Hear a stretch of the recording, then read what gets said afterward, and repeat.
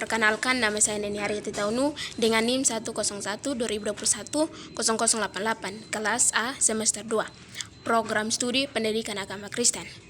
Mata kuliah Pancasila. Di sini saya akan menjelaskan tentang bagaimana Pancasila menjadi sistem etika. Ya, Pancasila sebagai sistem etika di samping merupakan way of life, bahasa Indonesia, juga merupakan struktur pemikiran yang disusun untuk memberikan tuntunan atau panduan kepada setiap warga negara Indonesia dalam bersifat dan bertingkah laku. Pancasila sebagai sistem etika dimaksudkan untuk mengembangkan dimensi moralitas dalam diri setiap individu, sehingga memiliki kemampuan menampilkan sikap spiritualitas dalam kehidupan berbangsa, bermasyarakat, berbangsa, dan bernegara. Yang ke-A, menelusuri konsep dan urgensi Pancasila sebagai sistem etika. Yang pertama, konsep Pancasila sebagai sistem etika. A. Pengertian etika. Pernahkah Anda mendengar istilah etika? Kalaupun Anda pernah mendengar istilah tersebut, tahukah Anda apa artinya?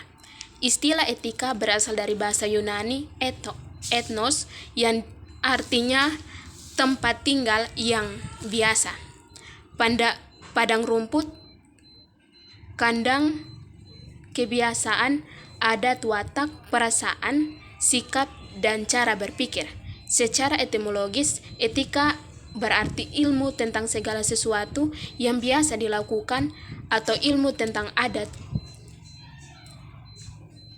Kebiasaan dalam arti ini, etika berkaitan dengan kebiasaan hidup yang baik, tata cara hidup yang baik, baik pada diri seseorang maupun masyarakat.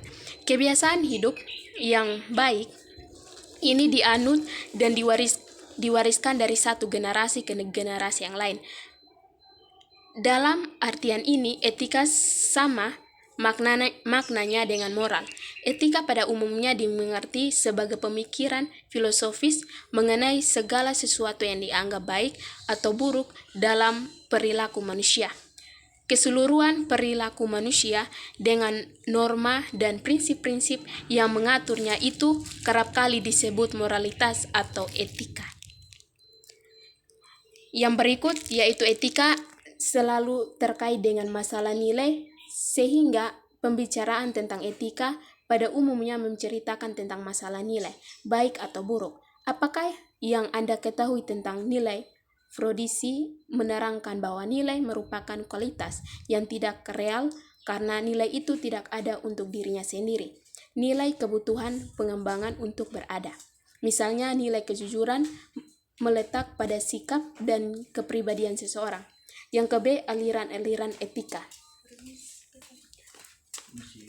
Ada beberapa aliran etika yang dikenal dalam bidang filsafat, meliputi etika keutamaan, teologis, deontologis, etika keutamaan atau etika kebajikan dalam teologi yang mempelajari keutamaan virtual, artinya mempelajari tentang perubahan manusia itu baik atau buruk.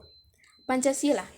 Etika Pancasila adalah cabang filsafat yang dijabarkan dari bermasyarakat, berbangsa, dan bernegara di Indonesia.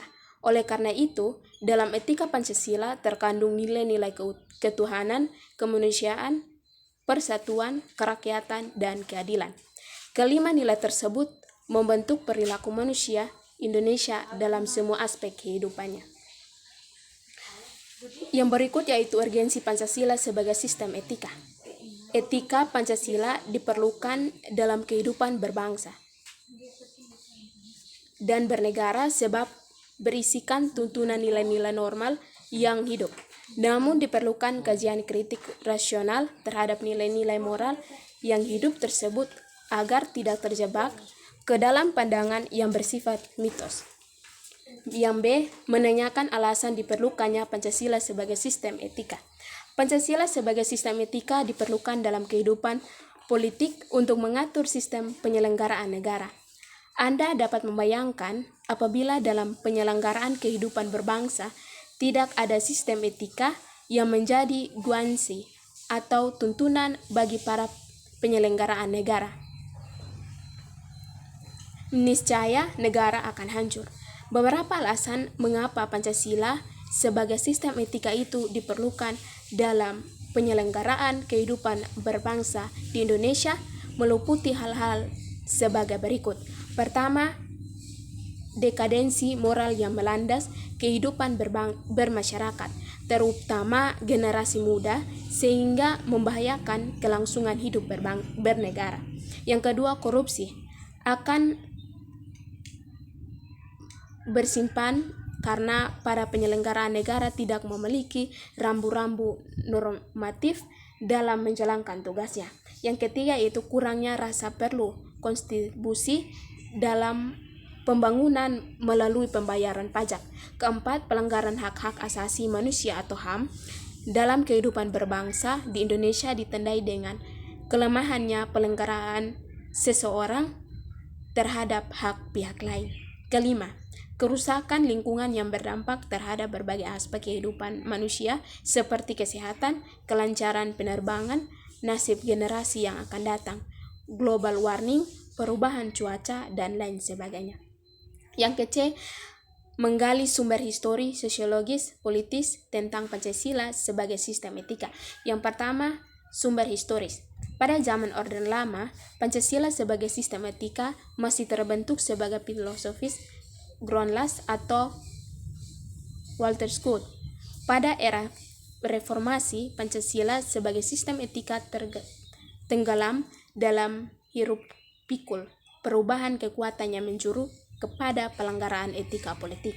Yang kedua yaitu sumber sosiologis. Sumber sosiologis Pancasila sebagai sistem etika dapat ditemukan dalam kehidupan berbangsa, bermasyarakat, berbagai etnis di Indonesia.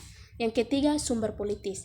Sumber politis Pancasila sebagai sistem etika terdapat dalam norma-norma dasar sebagai sumber penyusunan berbagai peraturan perundang-undangan di Indonesia. Etika politik mengatur masalah perilaku politikus berhubungan juga dengan praktis institusi sosial, hukum, komunitas, struktur-struktur sosial, politik, dan ekonomi. Yang kedua, membangun argumen tentang dinamika dan tantangan Pancasila sebagai sistem etika. Yang pertama, argumen tentang dinamika Pancasila sebagai sistem etika.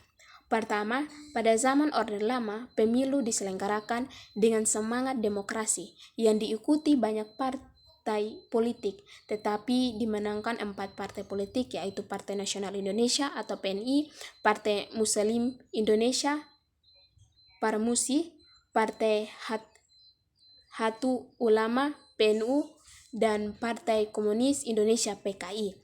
Kedua, pada zaman Orde Baru, sistem etika Pancasila diletakkan dalam bentuk penerapan P4. Pada zaman Orde Baru itu pula muncul konsep manusia Indonesia seutuhnya sebagai cerminan manusia yang berperilaku dan berakal mulia sesuai dengan nilai-nilai Pancasila. Yang ketiga, sistem etika Pancasila pada era reformasi tenggelam dalam euforia demokrasi. Namun seiring dengan perjalanan waktu, disadari bahwa demokrasi tanpa dilandasi sistem etika politik akan menjuru pada penyalahgunaan kekuasaan serta menghalangkan segala cara untuk mencapai tujuan. Yang kedua, argumen tentang tantangan Pancasila sebagai sistem etika. Pertama, tantangan terhadap sistem etika Pancasila pada zaman Orde Lama berupa sistem otoriter dalam pemerintahan sebagaimana yang tercermin dalam penyelenggaraan negara yang menerapkan sistem demokrasi terpimpin. Yang kedua, tantangan terhadap sistem etika Pancasila pada zaman Orde Baru terkait dengan masalah NKK, nepotisme, kolusi, dan korupsi yang merugikan penyelenggaraan negara. Yang ketiga, tantangan terhadap sistem etika Pancasila pada era reformasi berupa euforia, kebebasan berpolitik sehingga mengabaikan norma-norma moral. Yang ke-E, mendekspresikan esensi dan urgensi Pancasila sebagai sistem etika. Yang pertama, esensi Pancasila sebagai sistem etika Hakikat sila keutuhanan terletak pada keyakinan bangsa Indonesia bahwa Tuhan sebagai penjamin prinsip-prinsip moral. Yang kedua, hakikat sila kemanusiaan terletak pada astuk humanus, yaitu tindakan manusia yang mengandung implikasi dan konsep moral yang dibedakan dengan arcus mohini, yaitu tindakan manusia yang biasa.